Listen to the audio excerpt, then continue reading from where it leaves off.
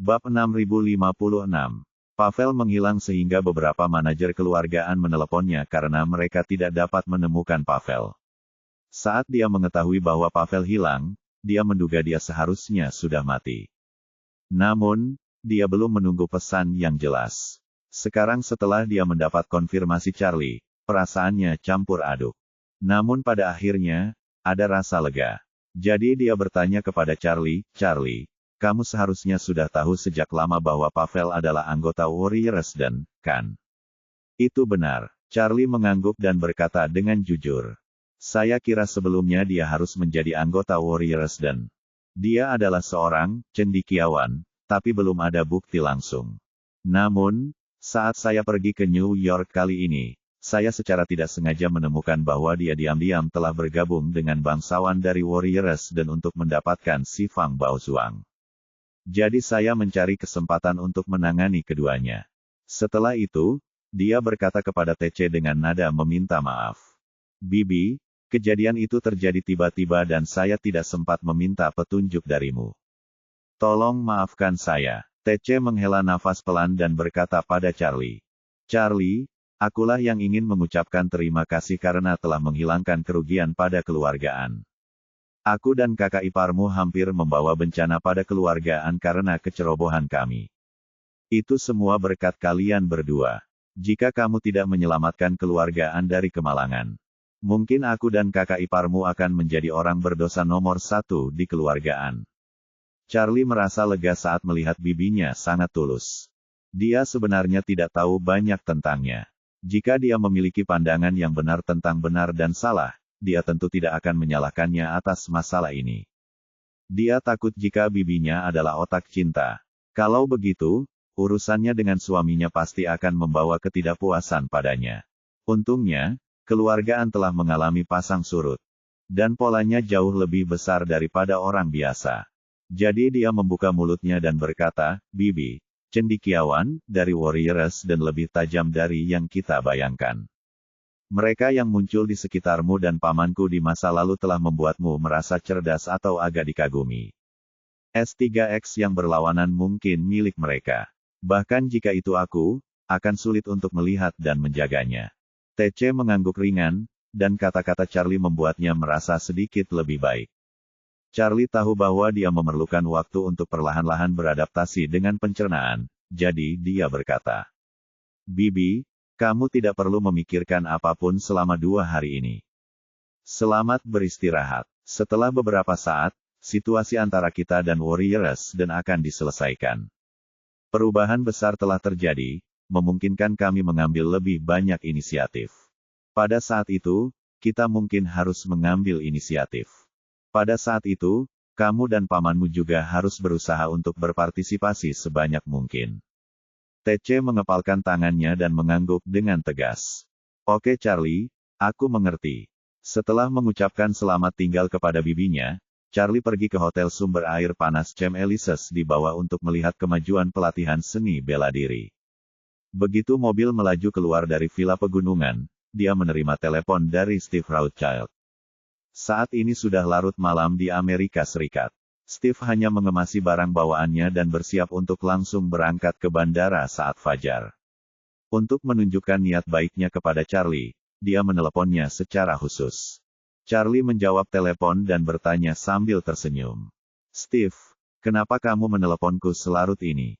Steve dengan cepat berkata dengan hormat. Wade, kupikir sekarang sudah sore di Tiongkok. Aku seharusnya tidak mengganggumu dengan meneleponmu saat ini." Charlie bersenandung dan bertanya kepadanya, "Apakah kamu ada hubungannya denganku?" Steve berkata sambil tersenyum meminta maaf. "Benar, Tuan Wade, ayah saya baru saja meminta saya melakukan sesuatu di Tiongkok dan akan berangkat dalam 3 atau 4 jam. Saya berpikir Anda juga harus berada di Tiongkok. Jadi aku ingin bertanya apakah itu nyaman bagimu. Saya ingin mengunjungi Anda secara langsung." "Kunjungi aku?" Charlie tersenyum dan berkata. "Bukankah kita sudah sepakat soal bisnis? Berperilaku baik saja, kenapa repot-repot datang menemuiku?" Steve buru-buru berkata, "Tuan Wade, saat ini aku sangat setia padamu. Dalam pikiranku, kamu seperti mercusuar kehidupan. Jika saya datang ke Tiongkok dan tidak melihat Anda, saya akan merasa sangat menyesal. Charlie tahu Steve pasti ingin bertemu dengannya. Dia melihat situasinya, berharap mendapat waktu untuk dirinya sendiri. Suatu titik waktu berapa lama ayahnya bisa hidup. Meskipun Charlie tidak terlalu ingin bertemu dengannya, dia tetap menjadi orang kedua di keluarga Rothschild. Jadi tidak apa-apa untuk selalu menekannya dengan berbagai cara. Dia datang untuk memberi penghormatan kepadanya secara langsung. Jika dia belum melihatnya, dia takut akan diserang. Jika orang ini berpikir bahwa dia tidak memiliki harapan untuk sukses dalam hidup ini dan benar-benar hancur, bukankah dia akan kehilangan nilai menggunakan dia? Jadi, dia berkata, karena Anda datang dari jauh, saya, tuan rumah, tentu ingin mengucapkan terima kasih. Beritahu saya tujuan Anda di Tiongkok kali ini dan waktu yang nyaman bagi Anda, dan saya akan mengaturnya. Steve mendengar ini, dia tiba-tiba menjadi bersemangat dan berkata dengan cepat. Wade, aku akan ke Aarhus Hill, tapi ini tidak penting. Tolong beritahu saya kota Anda. Setelah aku mendarat di Aarhus Hill, tugas pertamaku adalah menemuimu, yang lainnya nanti. Charlie berkata dengan rasa ingin tahu. Kamu bilang Aarhus Hill. Ya, Steve berkata, ayah saya meminta saya pergi ke Aarhus Hill untuk urusan bisnis. Jika saya tidak terbang ke Aarhus Hill sebagai perhentian pertama saya khawatir itu akan menyakitinya. Tapi jangan khawatir, cukup beri aku alamatnya dan aku akan datang menemuimu setelah aku mendarat di sana. Charlie tersenyum dan berkata, kebetulan sekali. Saya di Aarhus Hill. Ketika kamu tiba, aku akan menjagamu. Bab 6057. Steve tentu saja tersanjung ketika dia mendengar bahwa Charlie akan menjaganya. Dia mengucapkan terima kasih berulang kali. Wade, ada banyak hal yang harus kamu lakukan dan masih bisa meluangkan waktu untuk menemuiku. Terima kasih banyak. Charlie tersenyum dan berkata, di antara teman, kamu tidak harus bersikap sopan. Kapan Anda akan mendarat di East Cliff? Steve berpikir sejenak dan berkata dengan hormat, kembali ke Tuan Wade. Aku akan berangkat dalam beberapa jam. Penerbangan akan memakan waktu sekitar 15 jam dan saya akan mendarat di Aarhus Hill. Besok pagi sekitar jam 10 waktu setempat. Charlie berkata, ayo lakukan ini. Saya akan mengadakan jamuan makan besok siang di Classic Mansion paling terkenal di Aarhus Hill. Restoran ini sangat terkenal, dan anak buahku pasti bisa menemukan tempatnya. Kamu bisa datang saja ketika waktunya tiba. Meskipun keluarga Rothschild tidak memiliki tenaga di Aarhus Hill, kantor pusat mereka di Tiongkok Raya berada di East Cliff. Ia memiliki level yang sangat tinggi dan tenaga kerja yang banyak. Jadi Steve sudah memberitahu staf administrasi di sana yang akan mengatur personel dan kendaraan terlebih dahulu untuk melayaninya di Aarhus Hill. Kebetulan waktu pendaratan relatif mendekati jam makan siang. Merupakan pengaturan yang sangat masuk akal untuk pergi langsung menemui Charlie untuk makan. Steve menganggap itu pengaturan yang sangat masuk akal, jadi dia berkata dengan riang. Baiklah, Tuan Wade, saya akan keluar kalau begitu. Saat aku sampai di bandara, aku akan langsung datang ke rumah klasik. Charlie tersenyum dan berkata, baiklah, kita akan bertemu besok. Steve berkata dengan penuh perhatian, baiklah, Tuan Wade, sampai jumpa besok. Setelah menutup telepon, Steve sangat bersemangat. Dia awalnya mengira Charlie bahkan tidak akan setuju untuk bertemu dengannya. Tapi dia tidak menyangka akan mentraktirnya makan malam. Ini jelas merupakan sinyal persahabatan. Tampaknya perjalanannya ke Tiongkok kali ini memiliki awal yang sangat baik. Jika semuanya berjalan dengan baik, akan lebih sempurna lagi jika dia bisa menyelesaikan tugas yang diberikan oleh lelaki tua itu dan membawa kedua ayah dan anak Hawkins itu kembali ke New York. Istrinya sedang mengemasi barang bawaannya yang sederhana untuknya. Melihat dia menyelesaikan panggilan telepon, dia dengan cepat bertanya dengan suara rendah. Suamiku, Bali Matart bernama Wade itu ingin mentraktirmu makan malam. Steve terkejut dan memelototinya. Dia meliriknya dan berkata dengan keras. Apa yang kamu bicarakan tentang Tuan Wade? Sang istri berkata dengan nada menghina, apa yang kamu lakukan? Bali Matart itu merusak perbuatan baikmu.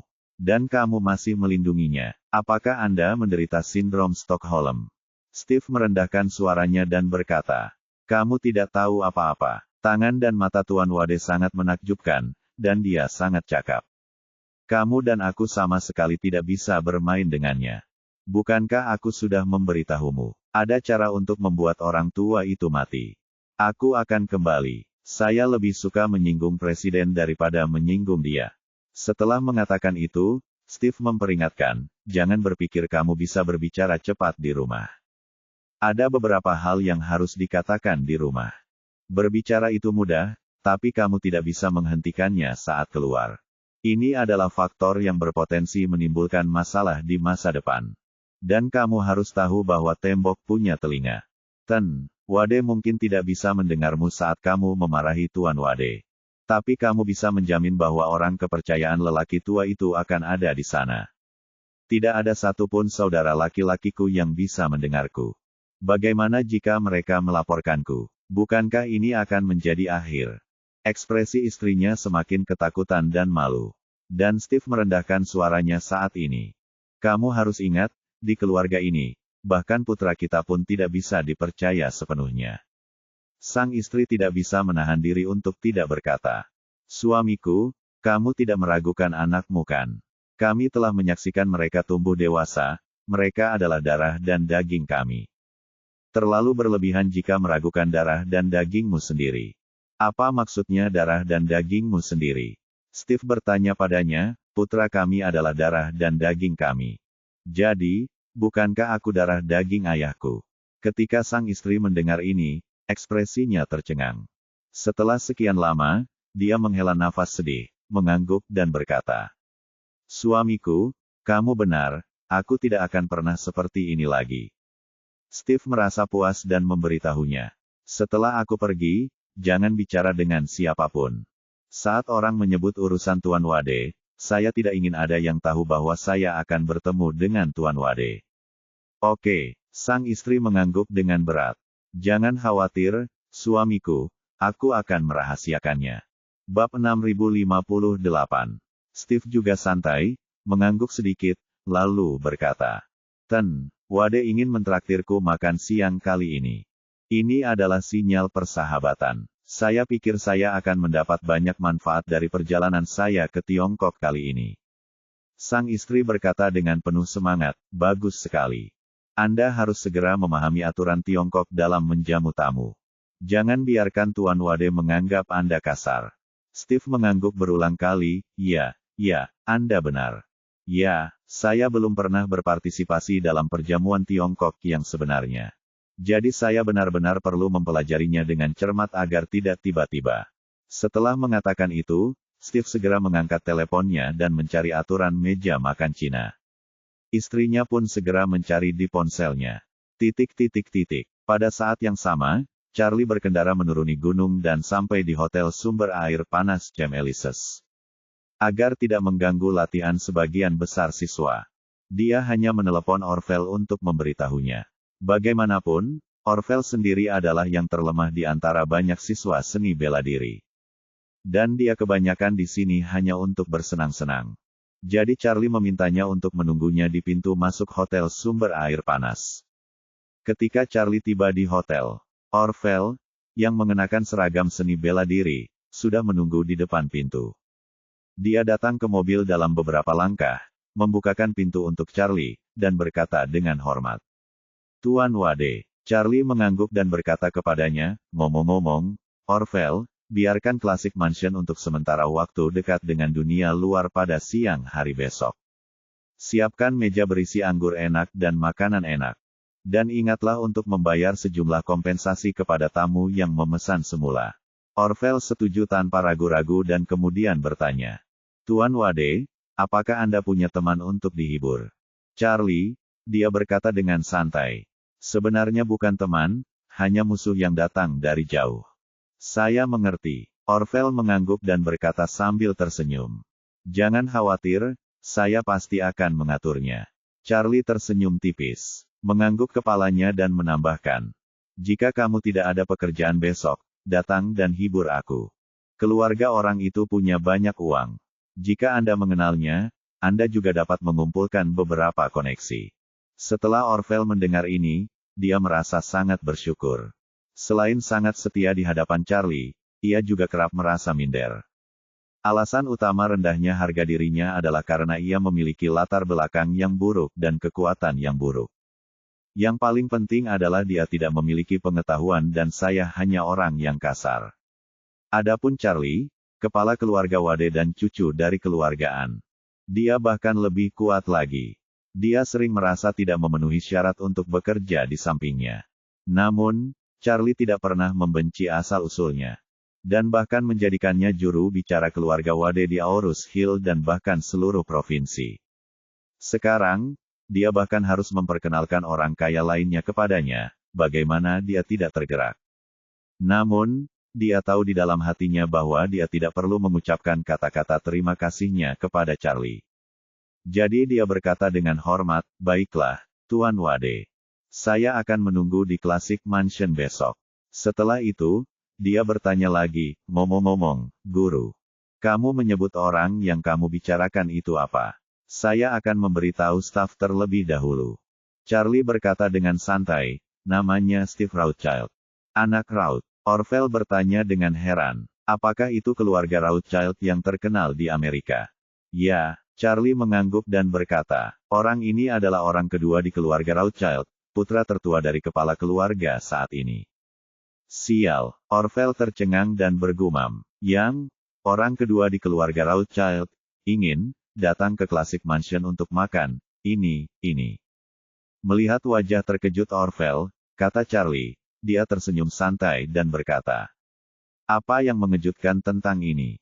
Orvel berkata dengan tergesa-gesa, "Bagaimana saya bisa membayangkan bahwa orang kedua di keluarga Rothschild, yang memiliki kekayaan triliunan dolar, akan datang ke Classic Mansion untuk makan malam.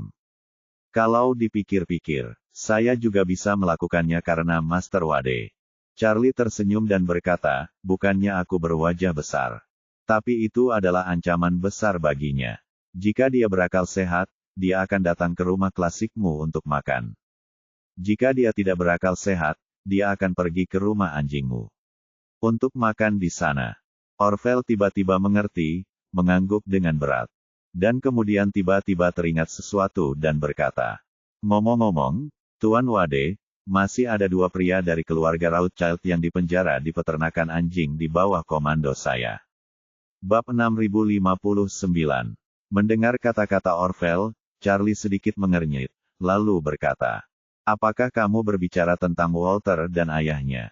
"Ya." Orvel mengangguk, tersenyum, dan berkata, "Itulah orang yang meracuni ayah Wang dan menyebabkan dia mengalami gagal ginjal. Dia benar-benar brengsek. Bukankah dia dan ayahnya selalu mengatakan bahwa mereka adalah anggota keluarga Rothschild?" Charlie melambaikan tangannya dan berkata, "Mereka bukan dari keluarga Rothschild. Mustahil bagi keluarga Rothschild memiliki nama keluarga Hawkins." Setelah mengatakan itu, Charlie berpikir sejenak dan berkata, "Nama keluarga Hawkins mungkin adalah nama keluarga Yahudi. Mereka mungkin adalah kerabat keluarga Rothschild." Pada titik ini, Charlie tiba-tiba menyadari.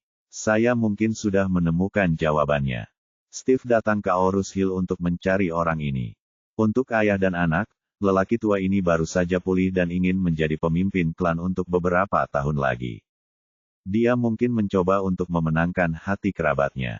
Orvel berkata dengan tergesa-gesa, "Tuan Wade, menurut apa yang Anda katakan, anak ini datang ke Aurus Hill untuk melawan Anda. Ah, bagaimana kalau kita memberinya pesta hongmen?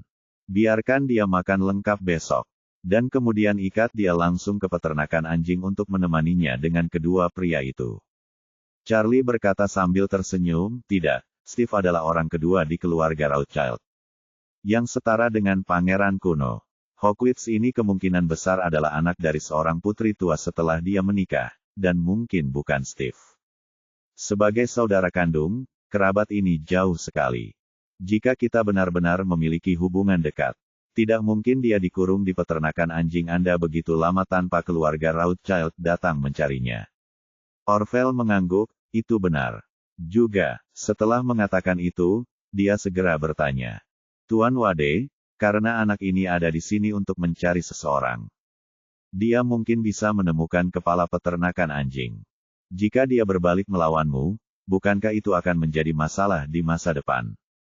Charlie berkata sambil tersenyum, setiap anjing yang Anda pelihara di peternakan anjing berarti. Bahkan jika kamu meminjamkan semua telurnya kepada Steve, dia tidak akan berani berselisih denganku. Setelah mengatakan itu, ekspresi Charlie menjadi serius dan berkata, "Yah, karena mereka ada di sini, jangan berpura-pura menjadi bodoh dan pengecut di depan mereka. Siapkan saja mobil bisnis yang tidak bisa dilihat dari dalam. Saat makan malam besok aku akan bertanya pada Steve. Jika dia benar-benar datang menemui ayah dan anak itu, bawa dia langsung ke mobil setelah makan malam. Ajak dia mengunjungi peternakan anjing, dan biarkan dia bertemu Walter dan ayahnya." Saya mengerti bagaimana reaksinya. Orville mengangguk berat tanpa berpikir. Tentu, kendaraan komersial yang digunakan oleh beberapa kasino bawah tanah di bawah saya untuk menjemput dan menurunkan tamu semuanya berasal dari barisan belakang dan tidak dapat dilihat dari luar. Jika saatnya tiba, saya akan meminta seseorang menyiapkan satu kendaraan. Oke, Charlie tersenyum sedikit dan bertanya, "Apa yang sedang dilakukan Tuan Mateo?" Orville Daw berkata, "Master Mateo sedang mengajari semua orang seni bela diri di aula." Charlie mengangguk dan berkata kepadanya, "Pergi dan beritahu Tuan Mateo bahwa saya akan menunggunya di kantor manajer umum." "Oke," Orville berkata, "Tuan Wade, silakan datang ke kantor dulu. Dan saya akan segera memberitahu Guru Hong. Desain hotel pemandian air panas Chem Elises ada ratusan kamar, yang mampu menampung ribuan tamu dan ratusan karyawan. Kini sudah tidak dibuka lagi untuk umum dan hanya melayani beberapa ratus pelajar pencak silat serta tenaga pendukungnya saja. Jadi sebagian besar ruangan dan tempat kosong." Charlie duduk di kantor manajer umum sebentar. Mateo, yang mengenakan setelan tang, segera datang ke pintu. Setelah mengetuk pintu dan mendapatkan izin Charlie, dia mendorong pintu hingga terbuka dan berkata dengan semangat, "Tuan Wade, Anda sudah lama tidak ke sini untuk membimbing bawahan ini." Charlie sedikit terkejut dan kemudian bercanda, "Tuan Mateo kembali ke Tiongkok belum lama ini. Tapi saya tidak menyangka Anda akan mempelajari adegan rumah tangga dengan sangat cepat." Tidak. Mateo melambaikan tangannya dengan cepat, dan berkata dengan serius, "Tuan Wade, menurut pendapat bawahan, Anda memiliki bakat luar biasa. Merupakan kehormatan dan kesempatan bagi saya untuk mendengarkan ajaran Anda secara langsung." Bab 6060. Charlie melihat bahwa dia sangat tulus, tapi tetap berkata dengan sangat rendah hati,